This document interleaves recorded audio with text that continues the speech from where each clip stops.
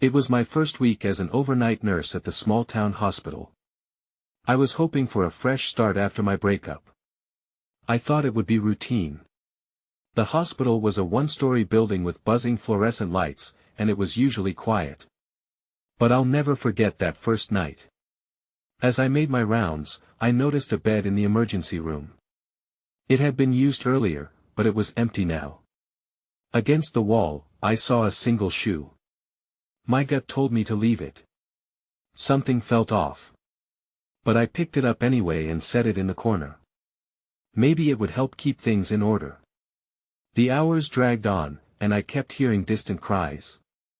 They faded into the silence, so I blamed the wind. This place was old, and sounds carried weirdly through the halls. I focused on my work, checking patient charts and machines. When I saw the shoe again, it was back on the bed. I froze. Did I move it? Was I losing my mind? Days later, things got worse. I was restocking supplies when I heard a cry echoing down the hall. It sounded just like a child. But I was alone. My heart raced as I stepped toward the sound. But just as quickly, it stopped. I turned the corner, and there was nothing. The silence returned. I wanted to convince myself it was just my imagination. I told myself I was tired. But then, I found patients' wristbands in the supply room. The names weren't in any charts. I noted them, confused. Was I missing something? My mind didn't seem trustworthy anymore. One night, I walked into the empty emergency room. The shoe was gone again, and my stomach dropped.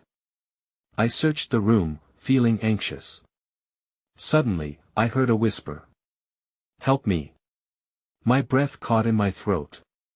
I looked around, but I was still alone. Then just like that a light flickered, and I saw a shadow in the corner.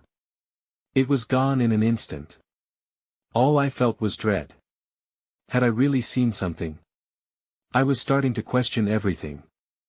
I walked out, my mind racing with thoughts I wished I could silence. I wanted to shake off that horrible feeling, but it clung to me. On another night, footsteps echoed down the hallway. I peeked out, but nobody was there.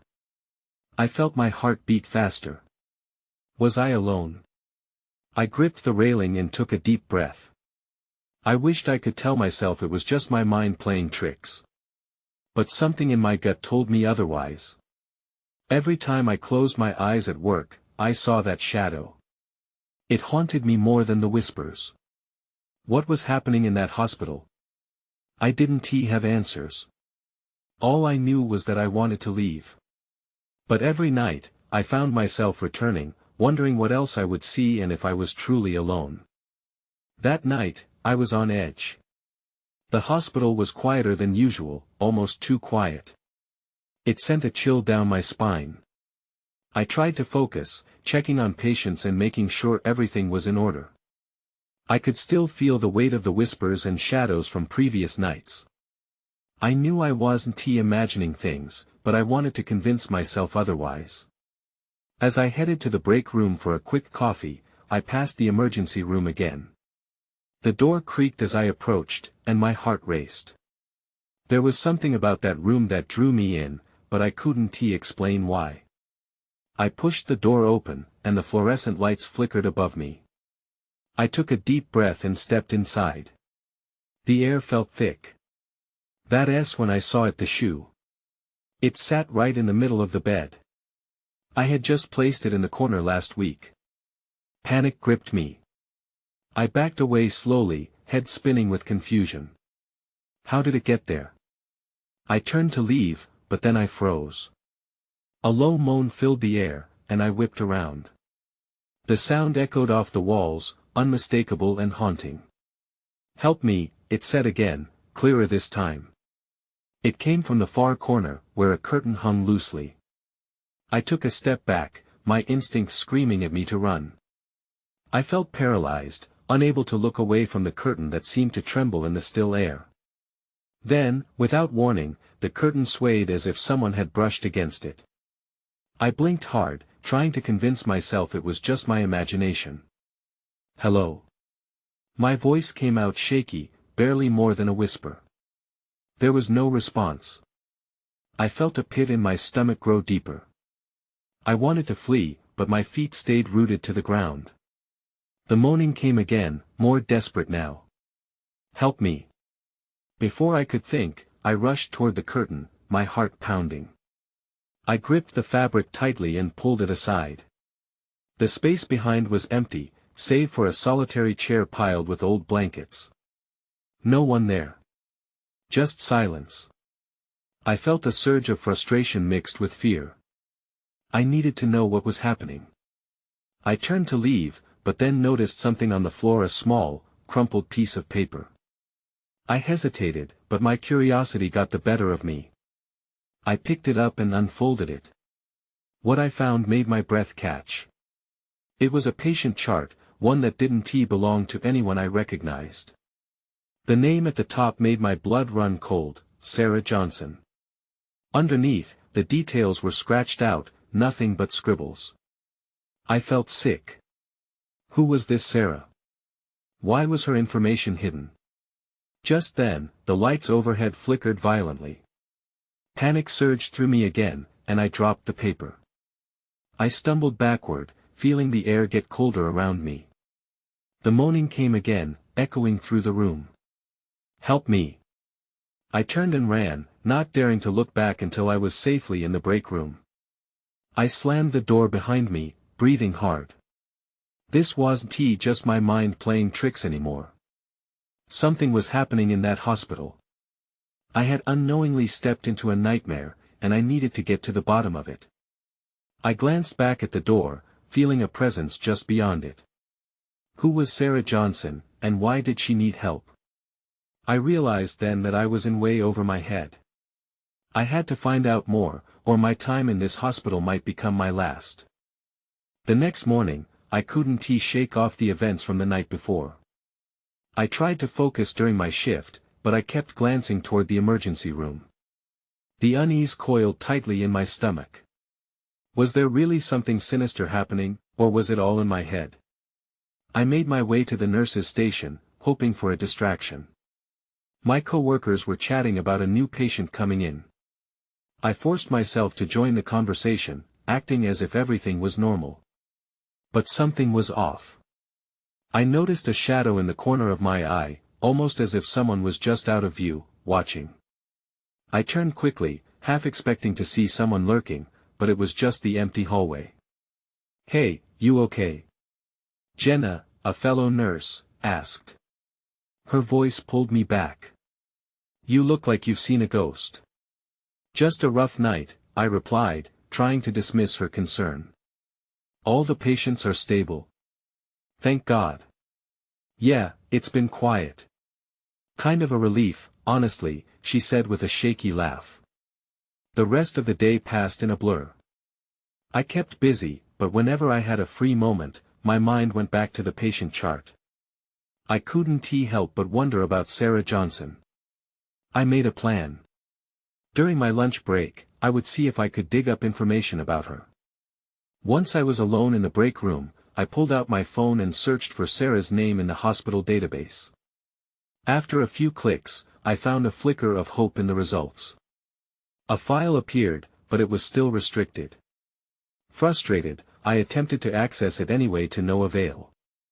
The warning message blinked back at me, and my heart sank. Then, I noticed something on the bulletin board. It was a flyer for a missing person report. It featured a photo of a young woman with long brown hair and an earnest face. "Have you seen Sarah Johnson?"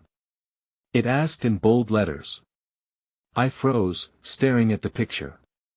It looked just like the name on the chart. It was uncanny. I reached up to touch the paper, feeling the urgency behind the words. "Can I help you?" A voice interrupted, making me jump. I turned to find an older nurse, Carla, standing behind me. Her brow furrowed. "You look like you've seen a ghost." Just checking the board," I stammered, trying to dismiss my racing thoughts. "I know her." "Sarah Johnson," Carla said, her voice suddenly heavy. She was here a few months back. A bad case. I thought she pulled through. Pulled through.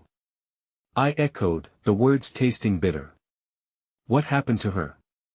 Carla hesitated, glancing around as if she might be overheard. Let's just say she was one of those patients who left a mark on all of us. We didn't expect her to go missing after that. I felt cold dread settle deep in my bones. There was more to this story, and I needed to pry it out. What do you mean? Did she escape? I can't, she started, but just then, the lights flickered again. The moment felt eerie, like the air had thickened around us. What? I asked, my eyes wide. But just as quickly as it began, the moment passed. The light steadied, but an unsettled feeling lingered.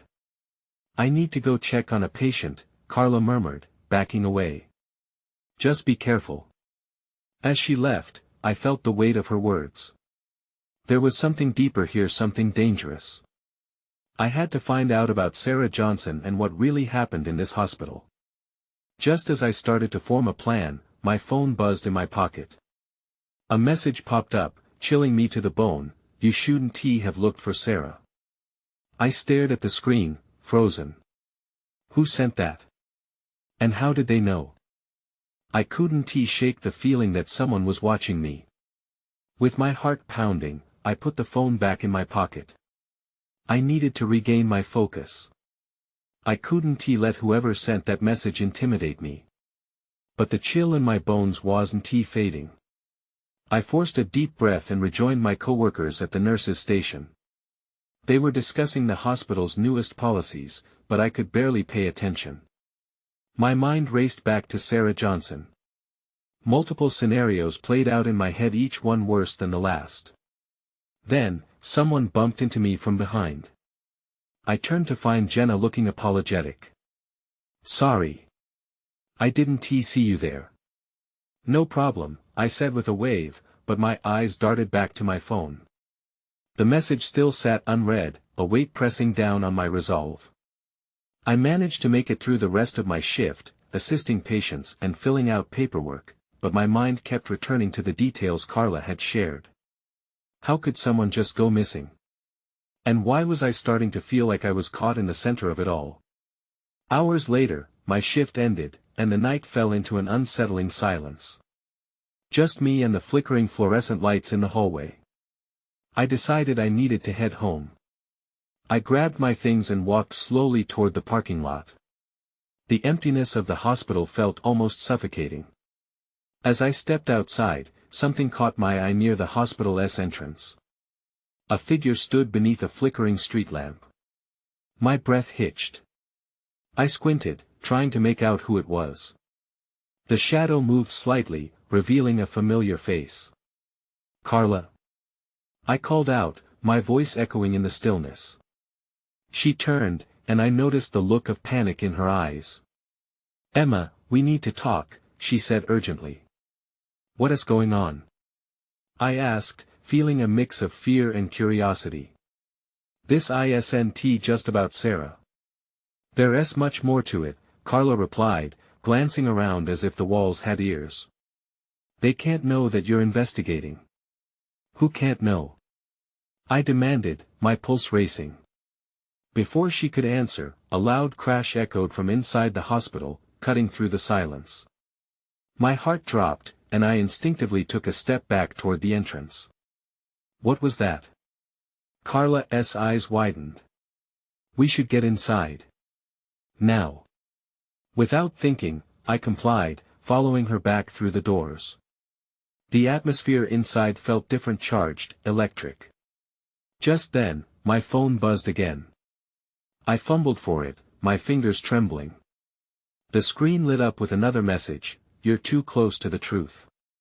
What is happening? I whispered as I caught up with her. I'll explain everything, but we need to stay quiet, she said, her voice low. We're not alone here. A sudden realization hit me. I had crossed a line, and now I was in over my head. But I had to know. Whatever secrets awaited me in the heart of this hospital, I was already entangled in them, and there was no turning back. The hallways were dark when we stepped inside, the flickering lights casting eerie shadows that seemed to stretch and sway with our movements. I followed Carla as she quickly led us toward the stairwell, glancing back to make sure no one was lurking behind us. The crash I'd heard echoed in my mind, leaving a knot of tension in my stomach. "Where are we going?" I whispered, my voice trembling. "Upstairs," she said breathlessly. "We need to get to the roof. It's south the safest place right now." "Why?" "Just trust me," she replied, urgency spilling from her words. I hesitated, but the fervor in her eyes pushed me to comply. Together, we raced up the stairs, the metal steps vibrating under our weight. Every sound felt amplified: the thud of our shoes, the rustle of our clothes, and the distant echo of hospital machinery. When we finally reached the top, we paused to catch our breath. Carla turned to me, her expression serious. "We can't make any noise. They might hear us." "Who is they?" I pressed, a mix of fear and frustration brewing inside me. "The people behind Sarah's disappearance. They're here, and they're watching." My heart sank. "How do you know this?" She glanced around, and I could see the fear creeping back into her eyes. "I overheard things. Nurses talking.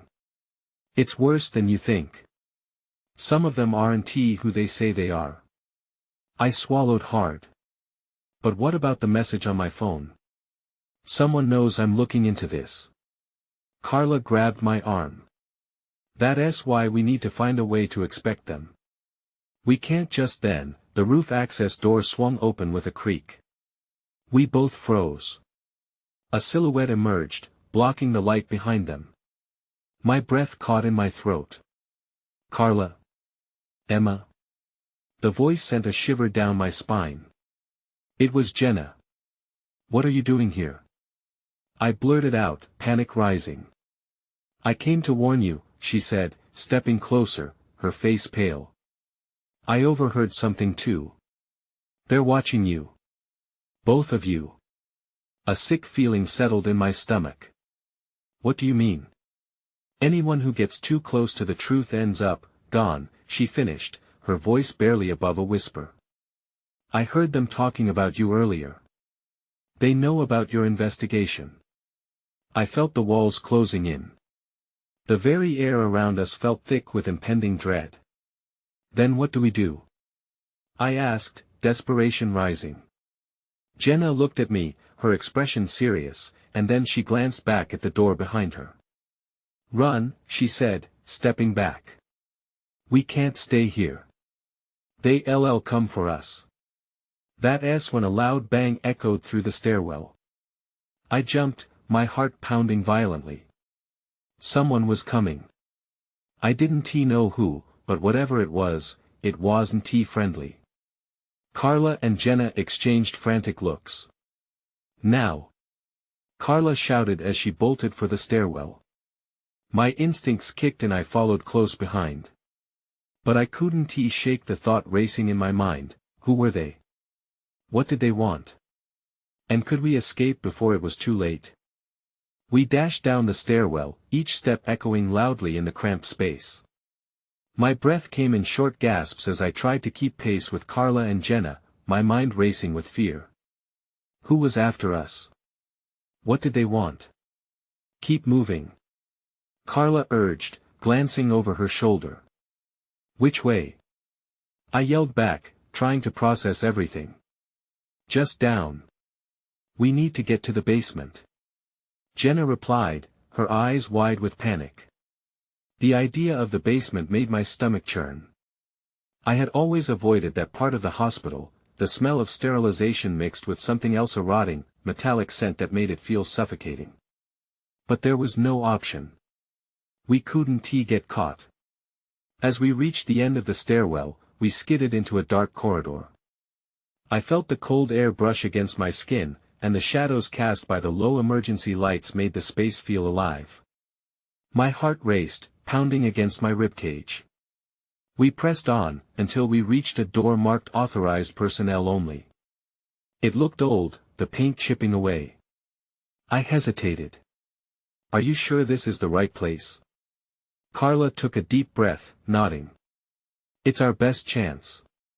We can hide in there. Jenna pushed against the door, and to my surprise it opened with a creak, revealing a dimly lit room filled with disused equipment. With trembling hands, I pushed my way inside, following Carla and Jenna. Close it, Jenna whispered urgently, glancing back at the corridor. The sound of footsteps was distant but growing louder. I could hear my heart drumming in my ears, but then something caught my eye. In the corner of the room, there was a metal cabinet slightly ajar. I walked over and pulled it open wider. Inside were files stacked haphazardly, each labeled with names and dates. Look at this, I said, trying to keep my voice low. Carla and Jenna approached, their curiosity piqued amid the fear. I rifled through the files, and my stomach twisted as I recognized Sarah's name on one of the documents. It mentioned her as a subject for testing. My gut dropped. Emma, we need to focus, Carla said, glancing nervously at the door. Just a second, I insisted, pulling out another file. This one was dated just a few weeks ago. It mentioned experimental procedures, contacting family, and something called Project Echo. Emma, Jenna hissed, her eyes wide. They'll find us. I slammed the file shut. I know. But this is important. We can't leave without knowing who we're up against. Just then, the footsteps grew louder, echoing like a countdown. My chest tightened as I realized we didn't have much time. We have to go. Now. But before I could react, the door slammed open, revealing a figure in a white coat. A nurse? No, that was too casual. The expression on his face was one of cold determination. You shouldn't be here. Run! Carla shouted as the nurse lunged forward. We all turned and bolted toward the back of the room, my heart racing. There had to be another exit. Then, as my hand grazed the wall, I felt a handle. That's it. I shouted, pulling the door open and leading the way into darkness as a shiver of dread extended through the narrow passage. Where does this go? Jenna whispered, fear etched on her face. Only one way to find out, I replied, panic fueling my legs. I knew we had to escape, but as I left the fading light behind, I couldn't shake the feeling that we were just walking straight into a trap. The air was thick and stale as I pushed through the door into the narrow passage. It felt like stepping into an abyss, the darkness swallowing us whole. I couldn't see anything ahead, but instinct drove me forward. Wait! Jenna's whispered plea echoed behind me, her footsteps hesitant. I didn't dare slow down. I needed to know we were out of sight, away from the man in the white coat, away from whatever horror lay behind us. As I stumbled deeper into the hallway, I began to make out the faint outline of more doors lining both sides. A flickering overhead light gave off just enough illumination for me to spot numbers stenciled on the doors. Each one seemed to promise another secret, another potential safe haven, but they also felt like cages. Emma, we can't keep going. Jenna hissed, catching up, breathless. What if we're just trapped in here?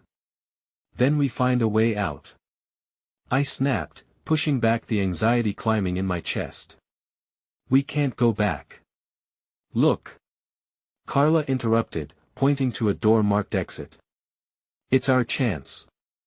I ran over, grasping the handle. It turned easily, but a feeling of dread washed over me. What if it opened to an empty hallway? What if we weren't really escaping?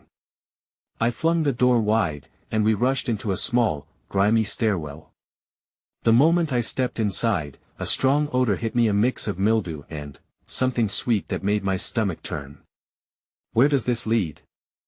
I was almost too afraid to ask, but we had no choice but to find out. Up, Carla said, her voice shaky.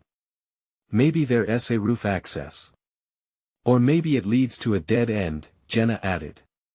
She looked pale, and I could see the fear in her eyes. But there was no time for hesitation. We climbed the stairs 2 at a time, the echo of our footsteps bouncing off the concrete walls. Each step felt like a countdown. The nurse could be right on our heels. Finally, we reached a door at the top. I pushed it open, and the fresh, night air rushed in a stark contrast to the stale air below. We were on the roof. "Do you think they'll find us?" Jenna gasped, looking around. The hospital loomed behind us, a dark giant. I shook my head, but deep down I wasn't sure. Then something caught my eye.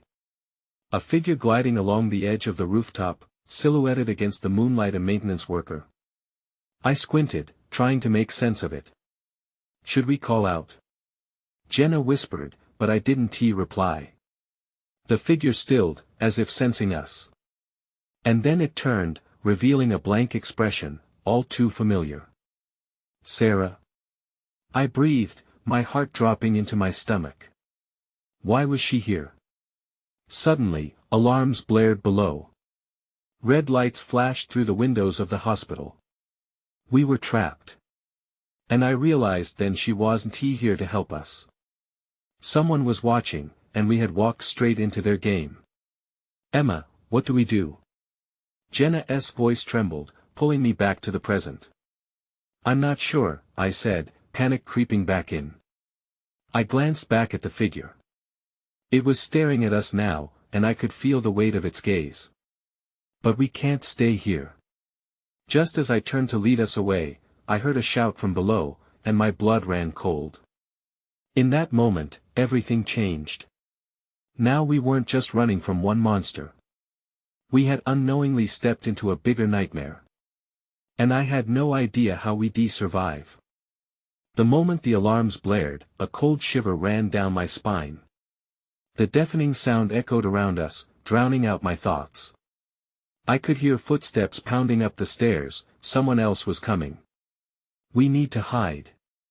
I grabbed Jenna's hand, pulling her toward the stairway. "Follow me." "Wait. What about Sarah?" Jenna's eyes darted between me and the figure, now just a shadow against the night sky. "She's not on our side," I said, urgency in my voice. "We couldn't trust anyone here." We ran back down the stairs, our breaths mingling with the smell of mildew. It felt claustrophobic, oppressive. I forced myself to focus on each step, trying to ignore the pounding in my chest. Whatever was happening was getting worse. We needed a plan, but my thoughts whirled in chaos. As we reached the bottom, I paused. I could hear muffled voices just outside the exit door. I pressed my ear against it, trying to catch a glimpse of what was happening. "Check the roof." A voice ordered sharply. "They can't have gone far." We were out of options. "What now?" Jenna whispered, her voice trembling. "Back down," I said, inching toward a door marked storage. "If we can hide until they leave." Jenna nodded, her face pale but resolute. We slipped inside, and I locked the door behind us. The room smelled of old medical supplies. We were surrounded by boxes and crates stacked high, providing us some cover. "Do you think they'll find us?" Jenna whispered, pressing herself against the wall. "I hope not," I murmured, scanning the room for anything useful. A heavy metal shelf caught my eye, leaning precariously. It might make a good barricade if they managed to open the door. Just then, I heard the door rattle. My heart stopped. Someone was trying to get in. I pushed the shelf as quietly as I could, wedging it against the pin. Jenna's face was a mask of horror, but I couldn't afford to let that panic overtake me. "Shoo," I whispered, signaling for her to stay quiet. The rattling stopped. There was silence, thick and oppressive. Then came the knock, followed by a voice. "Open up. We know you're in there." I glanced at Jenna, her eyes wide with fear. I held my breath, hoping the shelf would hold. "Please," the voice continued, sounding desperate. "I just want to help you." My gut twisted. How could they still be pretending kindness? We opened the door. I shouted back, my voice shaking. Emma. Jenna hissed, panic creeping back. What if it's someone who really wants to help? I didn't know who to trust anymore. And in that moment, I realized, we were being played. If there was one trap, there could be more. Then we do what we must, I said, moving toward the window at the far end of the room. The faint light from the moon illuminated a small space just wide enough to squeeze through. I had to find another way out. Outside, the voices grew more frantic. The door buckled slightly, and I pushed harder against the window. Get ready. We're going out. Before Jenna could respond, a loud crash pierced the air as the door flew open. I barely had time to catch Jenna's terrified gaze before I clambered through the window, and we plunged into darkness outside. Then I heard the voice again, closer this time. Don't run. You're only making this harder for yourselves. I took off, dragging Jenna along as we hit the cold ground. I didn't look back. We just had to keep running. But I felt eyes on us, watching from the shadows. The chase had only just begun. We sprinted across the gravel, the sharp stones biting into my shoes. Panic surged through my veins, urging me to move faster. I felt Jenna's grip tighten around my hand as we veered toward a patch of trees. The shadows felt like a welcome blanket, hiding us from whatever was searching. We need to find somewhere safe, I panted, scanning our surroundings. The hospital loomed behind us, a dark silhouette against the moonlight.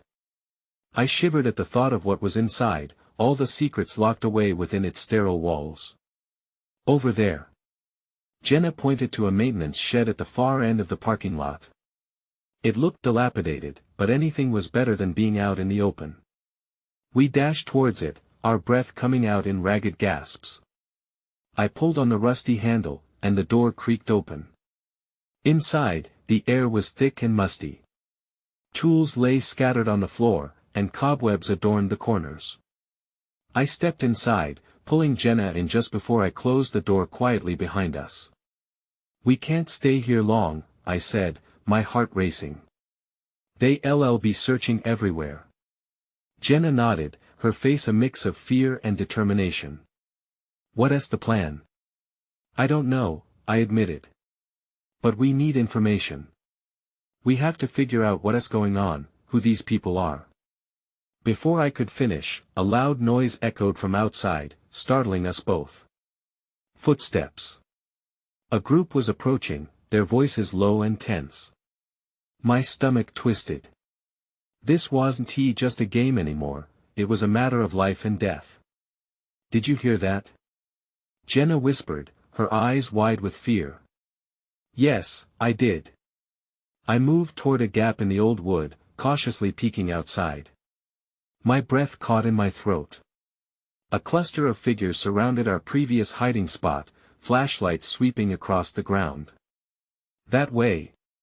One shouted, pointing straight toward us. The desperation in their voices made my skin crawl. They were close, too close. Emma, what do we do? Jenna asked, panic lacing her voice. I scanned the shed. There was a window opposite the door, but it was small and wouldn't fit both of us. My heart raced with urgency. We need to split up, I said reluctantly. I'll create a distraction, and you get out that window. Find somewhere safe and call for help. No. Jenna grasped my arm, fear etched in her expression. I can't leave you. It's the only way. I replied, shaking off her grip gently. I promise I'll find you. Just go. Time was running out, and I could hear the footsteps getting closer, more determined. Before she could respond, I crouched low, hurrying toward the equipment in the corner. I grabbed a hammer, weighing it in my hand.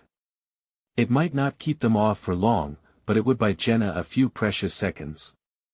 The door rattled suddenly, and I glanced back. Get out. I hissed. Now. Jenna hesitated, then darted for the window. I could only hope she'd make it. As I prepared to face whatever was coming, that voice echoed in my head again. Don't run. You're only making this harder for yourselves. The man wasn't wrong. But I had no choice now. Just as Jenna slipped through the narrow opening, the door burst open. Light flooded the shed. I raised the hammer instinctively, ready to fight. That's when I saw it. A figure in the doorway, silhouetted against the light, wearing a mask. You can't hide forever, they growled. The chase was no longer just a reckless escape. It had turned into a nightmare I might not survive. I had to keep running, but now I didn't even know where Jenna had gone. She was out of my sight, and I felt the deep chasm of dread open beneath me. Then everything went dark. I woke up with a jolt, disoriented and gasping. It took me a moment to piece together where I was, lying on a hard, cold floor, the faint hum of fluorescent lights buzzing above me. I pushed myself up, my body aching.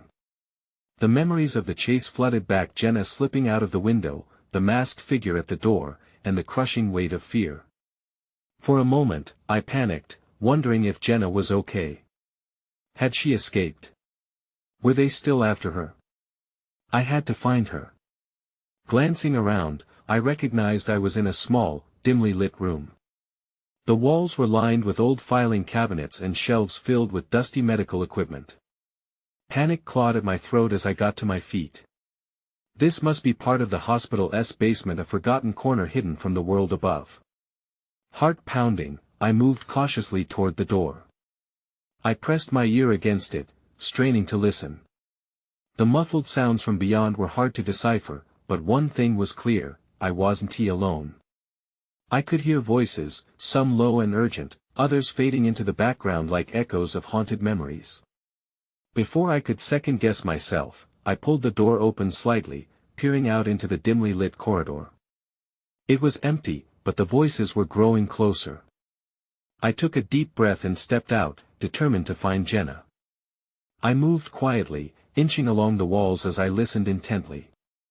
The air felt heavy with the silence that preceded a storm. And then, I heard her voice, faint yet filled with the urgency of fear. Please, just let us go.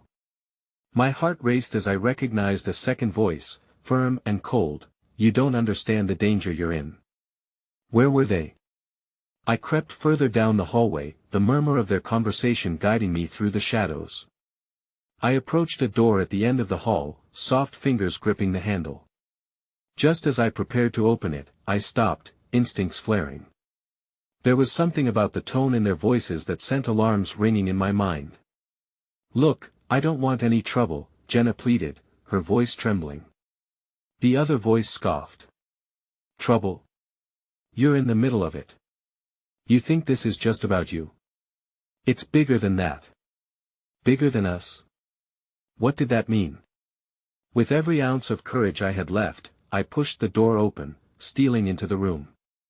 My heart dropped at the sight before me, Jenna standing across the table from Carla, who was hunched over an array of documents, her face a mask of intensity and urgency. Emma! Jenna exclaimed, relief washing over her. What is going on? I demanded, stepping forward. Carla whipped around, her eyes narrowing. The tension in the air was thick. You should have stayed hidden, she hissed. Why? I shot back. What is this? Carla straightened, stepping carefully away from the table cluttered with papers.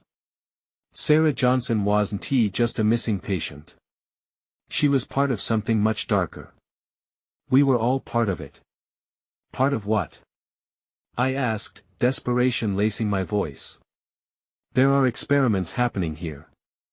People taken, altered, used, she explained, her expression serious. They can't let you go now that you know too much. I felt a chill creep up my spine. The fears I'd harbored had taken root in horrifying reality. So the things we heard, the whispers, the shadows, they were real. Carla nodded grimly. They don't just want you to stay quiet, they need you.